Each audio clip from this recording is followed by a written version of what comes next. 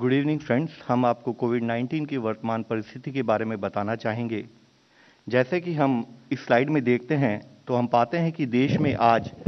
99,763 total cases active cases की श्रृंखला में आते हैं, यानी कि यह वो केसेस है जो कि होम आइसोलेशन में है या हमारी मेडिकल सेटअप के द्वारा उनको मॉनिटर किया जा रहा है। ऑन एन एवरेज हमारे देश में पिछले एक हफ्ते से 8,800 के करीब केसेस प्रति रोज देश में नोट किए जा रहे हैं। ओवरऑल लास्ट वीक की अगर हम केस पॉजिटिविटी देखें तो पाते हैं वह घटते घटते अराउंड 0.89% के करीब है। अगर हम पिछले 24 घंटे का डेटा एनालाइज करें तो पाते हैं कि देश में 9,765 केसेस नोट किए गए हैं और पिछले एक महीने में कंसिस्टेंटली इस नंबर में एक बहुत अधिक तो नहीं लेकिन कमी नोट की गई है। जहां 11,000 केसेस हमारे 1 नवंबर को नोट हुए थे, अब वह संख्या घटकर 9,765 के करीब रह गई है। इस सिचुएशन में अगर हम इसको फर्दर डेटा को एनालाइज करें तो जैसे इससे पहले भी नोट किया गया है कि इतने बड़े देश में केस की ट्रेजेक्ट्री का जो स्वरूप है वह डिफरेंट प्रांतों में डिफरेंट तरीके से पाया गया है। तो उस समय में देखें तो अगर हम देखें स्टेट में जो एक्टिव केसेस आज हैं तो 10,000 से अधिक एक्टिव केसेस वाली हमारे देश में दो स्टेट हैं, वह केरला और महाराष्ट्र हैं, जिसमें 44,000 केसेस एक्टिव केसेस की श्रृंखला में हमारे केरला में है और महाराष्ट्र से 11,000 केसेस हैं। यानी कि यह दो स्टेट ही हम एनालाइज करें तो पाते हैं करीब 55% केसेस जो देश के एक्टिव केसेस है वह इन दो स्टेट से आते हैं। उसके साथ ही 9 स्टेट ऐसी हैं जहां पर कि 1,000 से अधिक और 10,000 से कम एक्टिव केसेस हैं और जिसमें भी मुख्यतः तमिलनाडु, वेस्ट बंगाल और कर्नाटक में अधिक संख्या में एक्टिव केसेस पाए जा रहे हैं। इसके साथ ही हम देखते हैं कि अगर हम देश की केस पॉजिटिविटी जो कि एक पीक के समय में 20% के करीब नोट की गई थी, वह धीरे धीरे घटते हुए अब पिछले 2 माह से 2% से भी कम है और अगर हम इस हफ्ते का देखें तो वह 0.9% के करीब है। लेकिन जैसे इससे पहले भी हमने आपसे कहा है कि जहां एक स्थाई पर देश में 0.9% ओवरऑल केस पॉजिटिविटी है, फिर भी इन्फेक्शन के स्प्रेड को देखते हुए उसको समझने के लिए उसको अगर हम देखें तो डिस्ट्रिक्ट लेवल पर अभी भी कुछ डिस्ट्रिक्ट्स और कुछ स्टेट्स हमारे लिए कॉज ऑफ कंसर्न बने हुए हैं और जिसके लिए हम उन स्टेट और डिस्ट्रिक्ट से बात करते रहते हैं, जिसमें मुख्यतः अगर हम देखें कि 18 जिले आज भी देश में ऐसे हैं जहां पर कि वीकली पॉजिटिविटी 5 से 10% के बीच में है, जिसमें मुख्यतः केरला के 9 जिले हैं, अरुणाचल प्रदेश, असम, हिमाचल, लद्दाख, मणिपुर, पुडुचेरी, सिक्किम, उत्तर प्रदेश और वेस्ट बंगाल से एक एक जिले हैं जहां पर कि 5 से 10% के बीच में केस पॉजिटिविटी नोट की जा रही है। इससे भी अधिक संख्या में अगर हम देखें ऐसे भी कुछ जिले हैं, 15 जिले देश में, जहां पर कि केस पॉजिटिविटी यानी कि इन्फेक्शन का स्प्रेड 10% से भी ज्यादा है और जिसमें मुख्यतः मिजोरम जहां के करीब 9 जिले हैं, केरला 4 जिले हैं और अरुणाचल प्रदेश, यह ऐसी 3 स्टेट हैं जहां पर कि अभी भी 10% से अधिक कुछ जिलों में हमने केस पॉजिटिविटी को नोट किया है। हम इन स्टेट से डिस्कस करते रहते हैं। हमारा एफर्ट है कि हम टेस्टिंग की संख्या बढ़ाएं और इन्फेक्शन को जल्दी से जल्दी पकड़ सके ताकि हम कॉन्टैक्ट ट्रेसिंग के द्वारा उस पर्टिकुलर इन्फेक्शन को कंट्रोल को वहीं पर रोक सकें। इसी के साथ ही हम आपको अवगत करना चाहेंगे, देश ने कोविड के वैक्सीनेशन कवरेज में नए आयाम स्थापित किए हैं। आप सबको अवगत है कि हमने कुछ ही समय पहले 100 करोड़ डोजेज एडमिनिस्ट्रेशन देश में किया था और अब वह संख्या बढ़ते बढ़ते अगर हम देखें तो 125 करोड़ से अधिक देश में अभी तक हम डोजेज डिस्ट्रीब्यूट कर चुके हैं, एडमिनिस्टर कर चुके हैं, जिसमें मुख्यतः फर्स्ट डोज में 79.16 करोड़ डोजेज कवर हुई हैं, जिसके द्वारा देश की 84.3% एडल्ट पॉपुलेशन को हम फर्स्ट डोज कवरेज में कवर कर चुके हैं। इसी के साथ ही सेकेंड डोज कवरेज के अंतर्गत 45.92 करोड़ डोजेज देते हुए हमने देश की 49% ऑफ द एडल्ट पॉपुलेशन को फुल वैक्सीनेशन कवरेज के द्वारा कवर करने का आयाम स्थापित किया है। इसके लिए मुख्यतः एफर्ट्स हमारे रिसर्चर्स, हमारी मैन्युफैक्चरिंग फैसिलिटीज, हमारी स्टेट्स में काम करने वाला हर वह कर्मचारी जिसने इस काम को कंट्रीब्यूट करने में पिछले ऑलमोस्ट 1 साल से अपने कंटिन्यूअस एफर्ट्स के द्वारा यह पर्टिकुलर उपलब्धि हासिल की है। इसी के साथ ही हम आपको बताना चाहेंगे, जहां हमने शुरू में जनवरी माह में अपनी वैक्सीनेशन को स्टार्ट किया था, वह धीरे धीरे बढ़ते हुए जहां मई के माह में हम लोग अराउंड 19 लाख डोजेज प्रति रोज कर रहे थे, वह बढ़ते बढ़ते अब हम नवंबर के माह में हमने 59.32 लाख डोजेज प्रति रोज के स्तर से हमने कार्य कर डोजेज एडमिनिस्टर देश में की हैं और पिछले माह में ही 17.29 करोड़ डोजेज देश में एडमिनिस्टर हुई हैं। इसी के साथ ही एक और एफर्ट देश में किया गया जब यह देखा गया कि अभी भी कुछ प्रांत ऐसे हैं जहां पर फर्स्ट डोज कवरेज को बढ़ाने की आवश्यकता है और साथ ही कुछ ऐसे लोग हैं जिनको फर्स्ट डोज लग चुकी है लेकिन जिनको सेकंड डोज दी हुई है और उनको कवर करना है, तो देश में माननीय प्रधानमंत्री जी के आदेशानुसार उनके आह्वान के चलते हुए हमने घर घर दस्तक एक टीकाकरण अभियान देश में स्टेट्स के साथ मिलकर शुरू किया, जिसके अंतर्गत हमारा मुख्य प्रयत्न awareness creation, mobilisation of people और साथ में इंश्योर करना कि उनको जो फर्स्ट डोज के ड्यू हैं उनको हम एलिजिबल लोगों को फर्स्ट डोज दें और जो सेकंड डोज जिनको ड्यू है उनको सेकंड डोज देते हुए, और यह कार्य भी जो हमारे फील्ड कर्मचारी हैं उन्होंने घर घर जाकर उसको कार्य को किया है। इसी के अंतर्गत इसी एफर्ट्स के चलते हमने देखा है कि पिछले एक माह में देश में फर्स्ट डोज का कवरेज करीब 5.9% के करीब बढ़ा है, जिसमें कि जैसे अगर हम इंडिया में देखें जहां वह 78.1% था वह 5.9% हमने उसको ओवरऑल देश में बढ़ते देखा। इसी तरह उत्तर प्रदेश में फर्स्ट डोज कवरेज का इंक्रीज 8.7% नोट किया गया, वेस्ट बंगाल में 7.7, छत्तीसगढ़ में 7.7% नोट किया गया, तेलंगाना में 7.5% growth in the first dose coverage note की गई है, महाराष्ट्र में 6.8 और तमिलनाडु में 6.8% फर्स्ट डोज कवरेज में वृद्धि नोट की गई है। साथ ही इस कार्यक्रम के चलते हमने ओवरऑल देश में 11.7% सेकेंड डोज कवरेज में भी इंक्रीज नोट किया है, जिसमें मुख्यतः 28.7% इंक्रीज इन हिमाचल प्रदेश, मध्य प्रदेश में 25.1% इंक्रीज नोट किया गया, अंडमान निकोबार आइलैंड में 18.5%, जम्मू कश्मीर में 17.6%, गुजरात में 16.9% और इसी तरह हर स्टेट में कंटिन्यूस बेसिस पर एफर्ट किए गए। इसके द्वारा हमने फर्स्ट डोज और सेकेंड डोज कवरेज को अपने देश में बढ़ाने का कार्य किया। इसके संबंध में जब फील्ड में यह कार्य हुआ तो हर स्टेट में कुछ बेस्ट प्रैक्टिसेस, कुछ ऐसे एफर्ट्स किए गए जिसके द्वारा कि हम अपने वैक्सीनेशन के इस कार्यक्रम को बढ़ा सकें। जिस तरह बिहार में एक अधूरा दो से पूरा एक कैंपेन लॉन्च की गई, टीका एक्सप्रेस या टीका वाली नाव, और विमेन डे में इससे संबंधित कैंपेन, योगा डे में इससे संबंधित कैंपेन, इसी तरह से रिफ्यूजल रेस्पॉन्स टीम यानी कि जहां पर किसी कारणवश एक हेजिटेंसी थी उनको ओरिएंट करना, motor bike related vaccination team और साथ ही स्कूल लेवल पर अवेयरनेस जैसे कार्य किए गए। हिमाचल प्रदेश में एक कैंपेन ली गई जिसका नाम दिया गया सुरक्षा के रंग ना होंगे फीके जब समय पर लगेंगे 2 टीके। हरियाणा में इसी तरह बुलावा टोली के द्वारा वैक्सीनेशन टीम के साथ एक विलेज लेवल टीम भी गई जिसने लोगों को मोबिलाइज किया। महाराष्ट्र में इसी तरह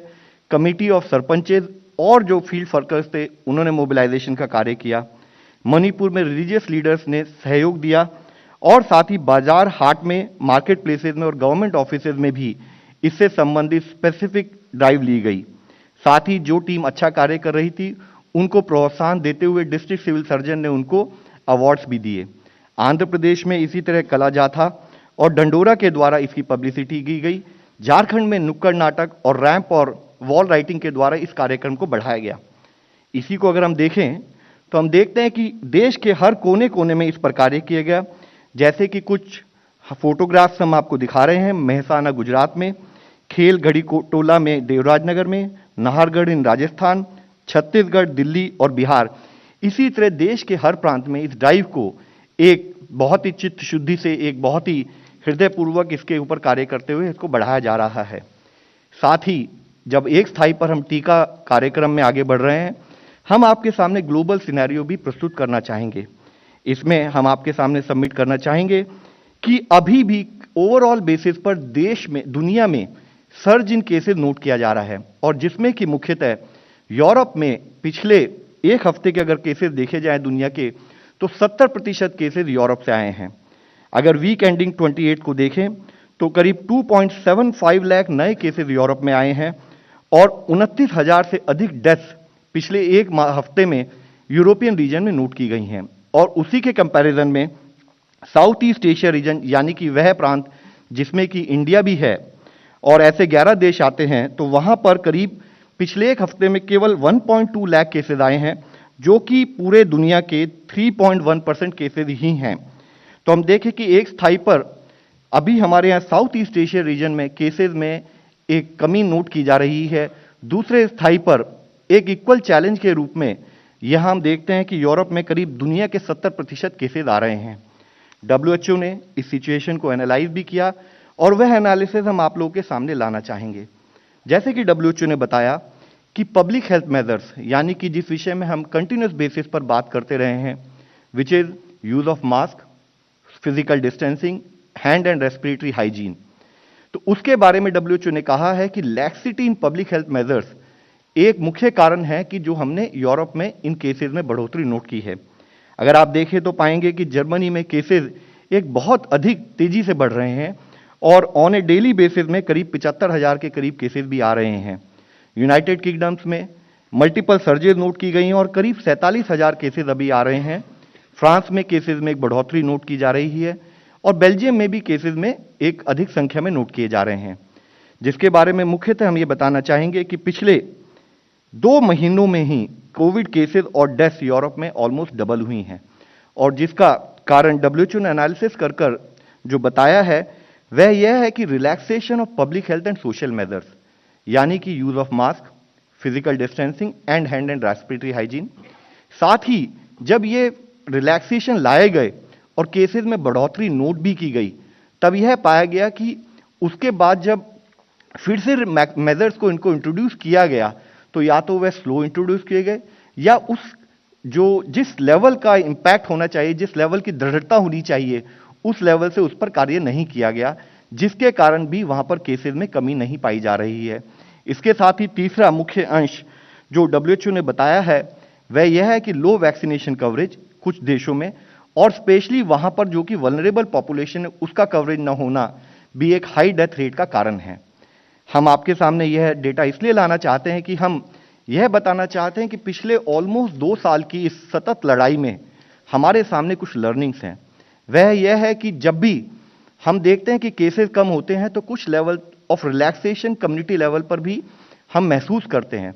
जरूरी यह है कि इस चैलेंज को कंटिन्यूस बेसिस पे समझते हुए इसमें कोई भी रिलैक्सेशन हमारे लिए हानिकारक हो सकती है, यह हम आपके सामने सबमिट करना चाहते हैं। इसी संबंध में एक और नया चैलेंज कुछ हद तक हमारे लोगों के सामने आया है, जिसके बारे में हम आपको बताना चाहेंगे। एक नया वेरिएंट ऑफ कंसर्न ओमिक्रॉन,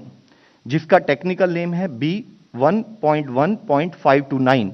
यह दुनिया में नोट किया गया है। इसके विषय में कुछ फैक्ट्स हम आप लोगों के सामने लाना चाहेंगे। उसके बारे में बताने से पहले हम WHO का वह फ्रेमवर्क जिसके द्वारा कोई भी वेरिएंट नोट किया जाता है आपके सामने रखना चाहते हैं। WHO ने बताया है कि कोई भी म्यूटेशन को वह 3 तरीके से एनालाइज करते हैं। एक होता है वेरिएंट्स अंडर मॉनिटरिंग, दूसरा होता है वेरिएंट ऑफ इंटरेस्ट और तीसरा और सबसे अधिकतम श्रेणी में रखा जाने वाला वेरिएंट ऑफ कंसर्न। तो वेरिएंट अंडर मॉनिटरिंग हम किसको कहते हैं? वह म्यूटेशन जो कि किसी वायरस में पाई जाए जिससे एक सस्पेक्ट है कि वह फ्यूचर एक रिस्क हो सकती है और उसके लिए और एविडेंस की जरूरत है कि उससे क्या हमारा पब्लिक हेल्थ मेजर्स इंपैक्ट होते हैं, क्या हमारे को कुछ और अधिक कार्य करने की जरूरत है, तो उसको हम वेरिएंट अंडर मॉनिटरिंग के रूप में लेते हैं। उसके बाद ही वेरिएंट ऑफ इंटरेस्ट, यानी कि उससे अधिक श्रेणी में अगर कोई म्यूटेशन पाई जाती है तो उसको वेरिएंट ऑफ इंटरेस्ट के रूप में बताया जाता है। वेरिएंट ऑफ इंटरेस्ट वह म्यूटेशन है जिससे कि ये प्रिडिक्शन हो सकती है कि वो वायरस के कैरेक्टरिस्टिक, जैसे कि वायरस का ट्रांसमिशन, वायरस के द्वारा की जाने वाली बीमारी की सीवियरिटी या वायरस के द्वारा इम्यून एस्केप और डायग्नोस्टिक, जो हमारे डायग्नोस्टिक किट्स हैं या हमारी दवाइयां हैं, वह उस पर विफल हो जाएं। अगर ऐसा प्रिडिक्शन या सस्पेक्ट हो अगर, तो उस पर्टिकुलर केस को वेरिएंट ऑफ इंटरेस्ट के रूप में बताया जाता है। और ऐसे केसेस जो कि सिग्निफिकेंट ट्रांसमिसिबिलिटी और कम्युनिटी ट्रांसमिशन को बढ़ावा दे सकते हैं, जो मल्टीपल कंट्रीज में मल्टीपल क्लस्टर्स के रूप में हमारे सामने आ सकते हैं और जिससे ओवरऑल एक ग्लोबल पब्लिक हेल्थ को खतरा हो सकता है, उनको वेरिएंट ऑफ इंटरेस्ट में बताया जाता है। उन वेरिएंट ऑफ इंटरेस्ट यानी कि सबसे अधिकतम श्रेणी में रखे जाने वाले म्यूटेशन, उन वेरिएंट ऑफ इंटरेस्ट को जिससे कि प्रिडिक्शन के अलावा भी एक डेमोन्स्ट्रेटिव इंपैक्ट भी दिखता है कि यह जो इसमें चेंजेस आए हैं म्यूटेशन में, इससे या तो ट्रांसमिसिबिलिटी बढ़ती है या पब्लिक हेल्थ मेजर्स जो हम ले सकते हैं उनका इम्पैक्ट जो है उसका नहीं होगा, उसकी जो डिजीज की सीवियरिटी बढ़ सकती है। जिस तरीके से वह पर्टिकुलर वेरिएंट अगर हमारी बॉडी में इन्फेक्ट करता है तो जो डिजीज की सीवियरिटी या क्लिनिकल डिजीज की प्रेजेंटेशन है वह और सीवियर रूप में हमारे सामने आ सकती है, या हमारे डायग्नोस्टिक्स हैं, वैक्सीन हैं, थेरेप्यूटिक्स हैं, वो इम्पैक्ट हो सकते हैं। तो अगर ऐसा कोई एक फीडबैक होता है या कोई अंडरस्टैंडिंग होती है तो उसके बारे में उसको वेरिएंट ऑफ कंसर्न के रूप में बताया जाता है। तो इसी अगर एक फ्रेमवर्क को समझते हुए अब हम आप लोगों के सामने बताना चाहेंगे कि यह ओमिक्रॉन वेरिएंट जो कि दुनिया में नोट किया गया, यह पहले 24 नवंबर को 2 देशों में मुख्यतः, जिसमें कि सबसे पहला केस WHO को रिपोर्ट किया गया साउथ अफ्रीका के गुटांग प्रोविंस से और दूसरा केस रिपोर्ट किया गया बोत्सवाना से। और जब यह केस रिपोर्ट किया गया WHO को तो WHO ने इस पूरे डिटेल को एनालाइज किया और एनालाइज करने के बाद इसको 2 दिन बाद ही यानी कि 26 नवंबर को वेरिएंट ऑफ कंसर्न के रूप में इसको डिक्लेयर किया। और उसके साथ ही हम देख रहे हैं कि on A daily basis, on A continued basis इस पर्टिकुलर वेरिएंट से संबंधित केसेस की दूसरे देशों में भी नोट किया जा रहा है। और जैसे कि 27 को 5 नए देश, 28 नवंबर को 2 देश, 29 नवंबर को 4 और देश, इसी तरह से अगर 1 दिसंबर को देखें तो 9 और देशों में इस पर्टिकुलर वेरिएंट को नोट किया गया। इससे संबंध में हम बताना चाहेंगे कि अगर हम देखें नेक्स्ट तो हम पाते हैं कि करीब 29 देशों में 373 केस इस ओमिक्रॉन वेरिएंट के अब तक नोट किए जा चुके हैं और हमारे देश में इसकी ओवरऑल मॉनिटरिंग भी की जा रही है, जिसमें मुख्यतः सबसे अधिक केस साउथ अफ्रीका में है, उसके बाद अधिक केस बोत्सवाना में, नीदरलैंड में, यूनाइटेड किंगडम में, जर्मनी में, पोर्चुगल और घाना ऐसे देशों में नोट किए गए हैं। इसी से संबंध में हम आपसे बताना चाहेंगे कि इस पर्टिकुलर वेरिएंट के बारे में कुछ हद तक ये कहा जा रहा है, जबकि एविडेंस और आनी बाकी है कि हो सकता है कि ये इंक्रीज्ड इन्फेक्टिविटी हो इसकी और इसकी इंक्रीज ट्रांसमिसिबिलिटी हो। तो जो इसमें जो म्यूटेशन पाए गए हैं उससे एक प्रेडिक्शन जो डॉक्टर एरिक उन्होंने की है, जो कि अमेरिकन साइंटिस्ट इन वॉशिंगटन है और हार्वर्ड चैन स्कूल से है पब्लिक हेल्थ से, तो उनकी एक प्रेडिक्शन, एक मॉडलिंग के हिसाब से उन्होंने इसके बारे में बताया कि हो सकता है कि 5 गुना अधिक इन्फेक्शियस हो। और जो ये वायरस होता है जहां पर कि मुख्यतः स्पाइक प्रोटीन जिसको हम बोलते हैं, उसमें इसमें काफी हद तक इवन डेल्टा वेरिएंट जो कि लास्ट वेरिएंट दुनिया में एक अधिक संख्या में नोट किया गया और जो कि मुख्यतः प्रचलित हमारा वेरिएंट पूरे दुनिया में इस समय है, उससे भी अधिक स्पाइक लेवल पर इसकी 2 गुना से भी अधिक म्यूटेशन है। उसी एक मॉडलिंग के स्वरूप में उन्होंने जैसे कि दिखाया, हम आपके सामने प्रस्तुत करना चाहते हैं। तो उन्होंने बताया कि कैसे यह पर्टिकुलर वेरिएंट अपीयर करता है, कि हो सकता है कि ये चाहे बीटा वेरिएंट रहा हो चाहे डेल्टा वेरिएंट रहा हो, उसको भी ये अधिक गति से आउटपेस कर सकता है। तो जैसे कि हम देखते हैं कि डे सिंस इमरजेंस अगर इस ग्राफ में देखें तो मॉडलिंग के द्वारा उन्होंने एक प्रेडिक्शन की है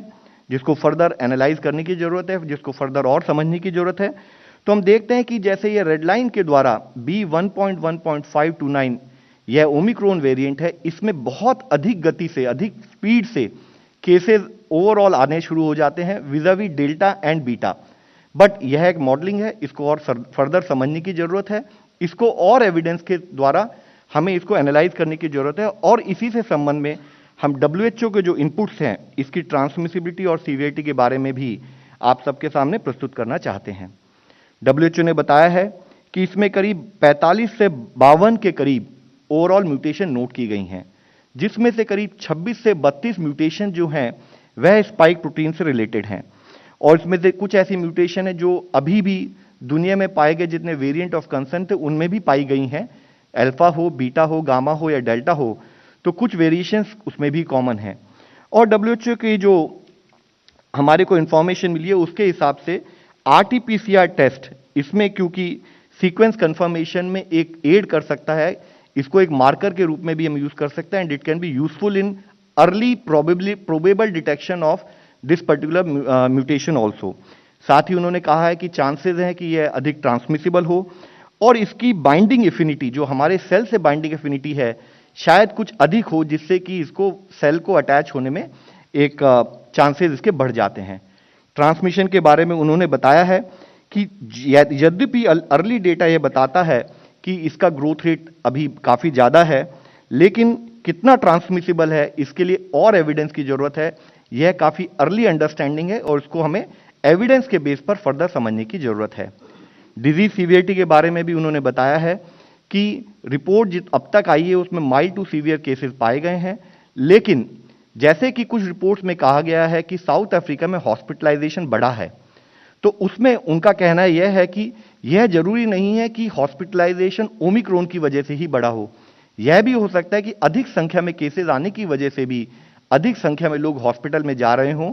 तो इससे इंक्रीज सीवियरिटी ऑफ केसेस के बारे में अभी कोई क्लैरिटी नहीं है, फर्दर एविडेंस की जरूरत है। इसी के साथ ही WHO ने कुछ रिकमेंडेशंस भी दी हैं, जिसमें कि उन्होंने स्पेसिफिकली बताया है public health and social measures, यानी कि उन्होंने बताया है कि चाहे वह यूज ऑफ मास्क हो, अपने हैंड हाइजीन प्रैक्टिसेस हो, फिजिकल डिस्टेंसिंग का मेंटेनेंस हो, हम हमेशा कहते रहे हैं कि इंडोर स्पेसेस में प्रॉपर वेंटिलेशन हो, हम क्राउडेड प्लेसेस को अवॉइड करें और हम अपने आप को वैक्सीनेट कराएं। तो WHO ने क्लियर इंडिकेशन दी है कि यह सारे टूल्स आज भी इस पर्टिकुलर वेरिएंट के लिए एप्लीकेबल हैं। तो हम आपके द्वारा सबसे अपील करना चाहेंगे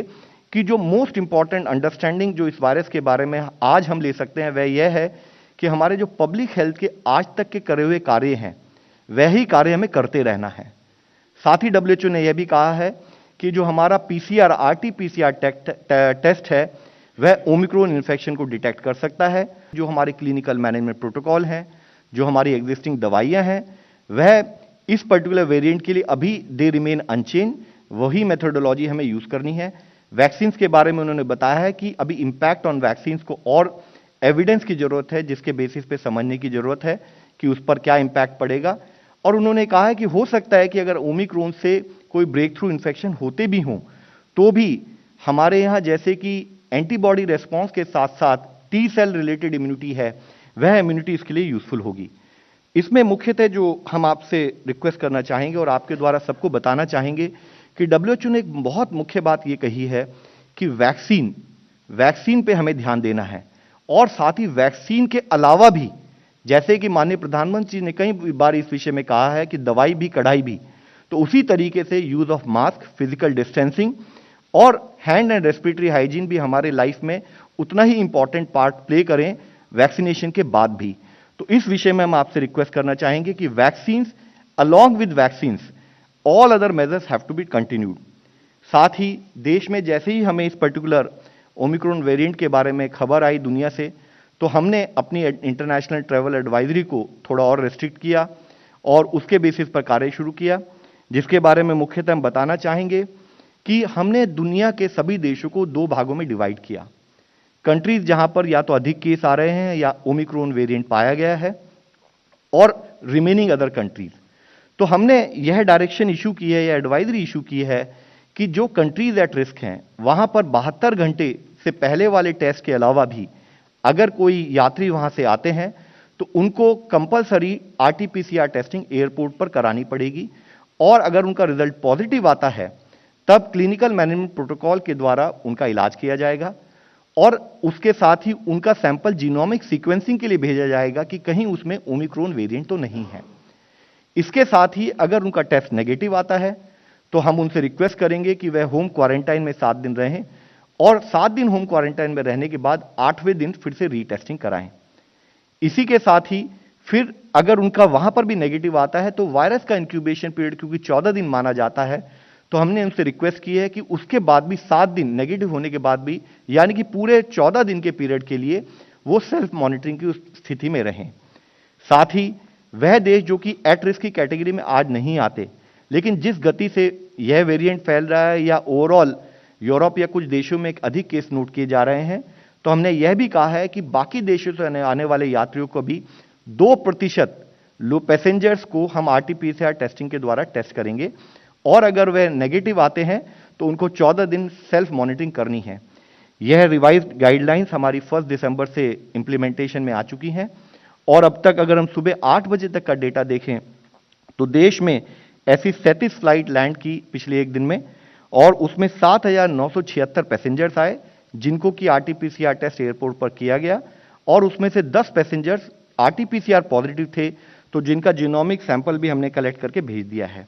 इस विषय में हम डब्ल्यूएचओ की गाइडलाइन, डब्ल्यूएचओ की जो एडवाइस है उसको भी हाईलाइट करना चाहेंगे कि डब्ल्यूएचओ ने कहा है कि हम ब्लैंकेट ट्रेवल बैन ना लगाएं देश, और साथ ही कहा है कि एविडेंस बेस्ड और रिस्क बेस्ड अप्रोच के तहत हम अपने स्क्रीनिंग ऑफ पैसेंजर्स बढ़ाएं, अपनी टेस्टिंग बढ़ाएं और क्वारंटाइन रिलेटेड अपनी जो प्रोसेस है उनको और स्ट्रेंथन करें, उसके तहत ही हम लोग कार्य कर रहे हैं। इसके साथ ही इंसाकॉक का एक नेटवर्क हमारे देश में बनाया था, जिसके तहत 37 लैब में हम लोग वेरिएंट डिटेक्ट कर रहे हैं। यहाँ हम आपसे ये बताना चाहेंगे कि पिछले कुछ माह से, अप्रैल से देश में जो डोमिनेंट म्यूटेशन हमने देखी है वह डेल्टा वेरिएंट और AY सबलीनेज जो डेल्टा का वेरिएंट है वही है। और पिछले 24 घंटे के अंदर हमारे देश में 2 ओमिक्रॉन वेरिएंट के केस हमारे इस नेटवर्क के द्वारा डिटेक्ट किए गए हैं कर्नाटका में, जिसकी रिपोर्ट कल रात काफी लेट आई थी, जिसको हम आपके सामने रखना चाहेंगे। और वह जो 2 केस हैं उनके बारे में हम बताना चाहेंगे कि उसमें से एक केस 66 साल के एक मेल हैं, दूसरा केस 46 साल के एक मेल हैं।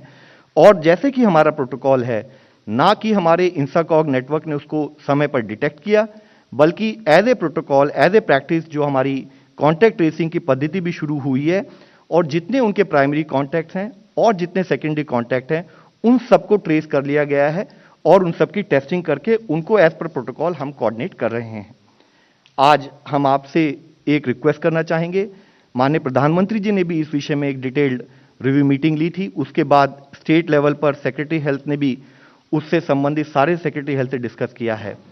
5 विषय हमने जो फील्ड में फोकस करना है उसके बारे में चर्चा की। उसमें सबसे मुख्य विषय है इंटरनेशनल ट्रैवलर्स के बारे में, जिसमें हमने कहा है कि सारे सैंपल उनके टेस्ट हों, चाहे वो एट रिस्क कंट्री से हों, चाहे वह दूसरे देशों से हों, और साथ ही जब वह इंटरनेशनल ट्रैवलर कम्युनिटी में चले जाते हैं एयरपोर्ट से बाहर निकलकर, तब भी उनको मॉनिटरिंग कम्युनिटी लेवल पर की जाए। दूसरा विषय जो हमने स्टेट से रिक्वेस्ट की है कि कॉन्टैक्ट ट्रेसिंग ऑफ सारे पॉजिटिव पर्सन हो और उनको 14 दिन मॉनिटर किया जाए, उनके सबके sample as per norm genome sequencing के लिए भेजे जाएं, और कहीं पर भी डेली बेसिस पर मॉनिटरिंग करते हुए कहीं पर भी क्लस्टरिंग ऑफ केसेस हो तो प्रोटोकॉल के हिसाब से उसको मॉनिटर किया जाए। जरूरी है कि जब भी कभी कोई एक केस आता है, तो हमने इससे पहले भी कई बार इस विषय में बात की है कि टेस्टिंग इंफ्रास्ट्रक्चर एक बहुत इंपॉर्टेंट रोल प्ले करता है, तो उसको फर्दर स्ट्रेंथन किया जाए, इंश्योर किया जाए कि कहीं पर भी या तो हॉटस्पॉट्स आ रहे हों और अदरवाइज भी केसेस आते हों तो उनको हम अर्ली टेस्टिंग के द्वारा जल्दी पकड़ लें, ताकि वह केस सीवियर में कन्वर्ट ना हो। और उसी के साथ ही आरटीपीसीआर रेशियो, जो आरटीपीसीआर पर जो हमारा फोकस है वह बना रहे, जबकि रैपिड एंटीजन टेस्ट हमारे को अर्ली डिटेक्शन में अदरवाइज भी हेल्प करेगा। इसके साथ ही हमारे लिए जरूरी है कि हम कंटिन्यूड बेसिस पर देश की हेल्थ इंफ्रास्ट्रक्चर को अपग्रेड करते रहें, और इसके लिए चाहे वे आईसीयूज हों, चाहे ऑक्सीजन बेड हों, चाहे वेंटिलेटर हों, और जैसे कि ECRP2 यानी कि इमरजेंसी कोविड रिस्पांस पैकेज 2 के तहत 23,000 करोड़ रुपए जैसे सैंक्शन हुए थे, और जिसके तहत पिछले कुछ महीनों से देश का हेल्थ इंफ्रास्ट्रक्चर फर्दर अपग्रेड किया जा रहा है स्टेट से रिक्वेस्ट करते हुए, तो उस इंफ्रास्ट्रक्चर का कार्य कंप्लीट किया जाए। हमारे जितने PSA प्लांट्स हैं वह कंप्लीट किए जाएं, उनको ऑपरेशनल स्थिति में रखा जाए। हमारा लॉजिस्टिक्स, चाहे वो PPEs हों, N95 मास्क हों, चाहे वे ड्रग्स हों, उन सबको कोऑर्डिनेट किया जाए। और सबसे मुख्य विषय जो कि हम आपसे भी अपील करना चाहेंगे, community sensitisation, community level awareness, तो जिसके लिए जरूरी है कि हम भय का वातावरण क्रिएट ना होने दें, अवेयरनेस क्रिएट करें। हम ये बताएं कि ये न्यू वेरिएंट की एविडेंस क्या है और इसके तहत हमें क्या कार्य करना है, और साथ ही हम ये इंश्योर करें कि कम्युनिटी का सपोर्ट जैसे अब तक हमें मिलता रहा है उसी के तहत वैक्सीन कवरेज को बढ़ाएं और कोविड अप्रोप्रिएट बिहेवियर को हम लोग फॉलो करते रहें। इसमें मुख्यतः जैसे कि WHO ने भी बताया है, हमारे एफर्ट्स 5 फोल्ड हैं। रिड्यूस एक्सपोजर, यानी कि हम सबसे पहले ट्रैवलर्स या सर्विलेंस के द्वारा अपने एक्सपोजर को कम करें। सप्रेस ट्रांसमिशन, यानी कि हम इन्फेक्शन को फैलने ना दें। साथ ही हम अपने वल्नरेबल कम्युनिटी के लोगों को कंटिन्यूस बेसिस पर ध्यान रखें और क्लिनिकल मोर्टेलिटी को रिड्यूस करें। और सबसे इंपॉर्टेंट है कि हम कम्युनिटी के साथ कंटिन्यूस बेसिस पर एंगेज रहें और इंश्योर करें कि हम कम्युनिटी के सपोर्ट से आगे कार्य करते रहें। माननीय प्रधानमंत्री जी ने कई बार इस विषय में कहा है कि कोविड-19 की बैटल जन भागीदारी, जन आंदोलन की है। हमारे लिए जरूरी है, जब हम पिछले ऑलमोस्ट 2 साल से इस बीमारी से लड़ रहे हैं, इस पेंडेमिक से लड़ रहे हैं, इस महामारी से लड़ रहे हैं, तो कोविड एप्रोप्रिएट बिहेवियर को हम अपनी लाइफ में एक नए नॉर्मल के रूप में इस्तेमाल करें। हम अपना समय आने पर टीका पहली डोज और दूसरी डोज भी लगवाएं।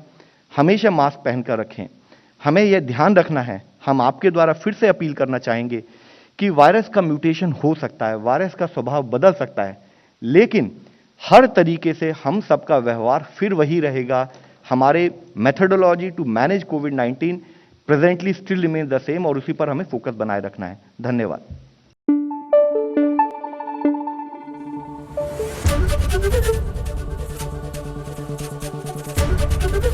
एबीपी न्यूज आपको रखे आगे।